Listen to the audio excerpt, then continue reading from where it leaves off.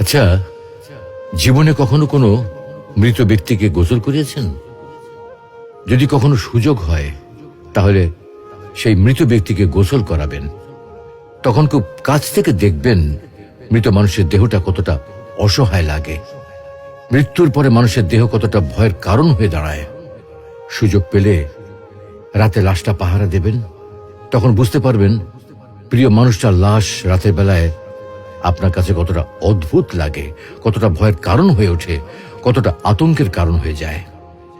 সুযোগ পেলে মৃত ব্যক্তির শরীরে একটু হাত লাগিয়ে কিছুক্ষণ তার স্পর্শ নেবেন।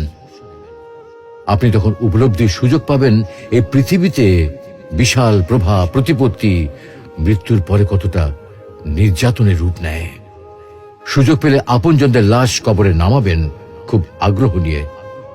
শেষবারের মতো মৃতদেহের মুখটি একবার দেখার চেষ্টা করবেন এবং বারবার উপলব্ধি করার চেষ্টা করবেন এই মৃতদের সাথে অনন্তকালের যাত্রার পথে এটাই আপনার জীবনের শেষ দেখা। সুযোগ পেলে মাঝে মধ্যে কবরস্থানে গিয়ে নীরবে কিছুক্ষণ দাঁড়াবেন। এরপর মনে মনে চিন্তা করবেন জীবনের লাভ ক্ষতির হিসাব।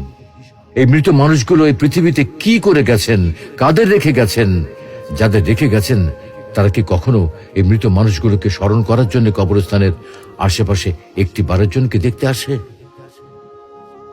আমাদের জীবনটা বড় অদ্ভুত, বৈচিত্র্যময়। আমরা এর জন্যে ওর জন্যে, ধন সম্পদের জন্যে, ঐশ্বর্যের জন্যে, বাড়ি গাড়ি টাকা পয়সার জন্যে কত না মায়া দেখাই, আগ্রহ দেখাই, আরো চাই আমাদের। অথচ এই জীবনে আমরা মৃত্যুর কথা না ভেবে, পরকালের জবাবদিহির কথা না ভেবে কিভাবে আরো সম্পদ অর্জন করতে পারি সেই চিন্তায় বিভোর থাকি।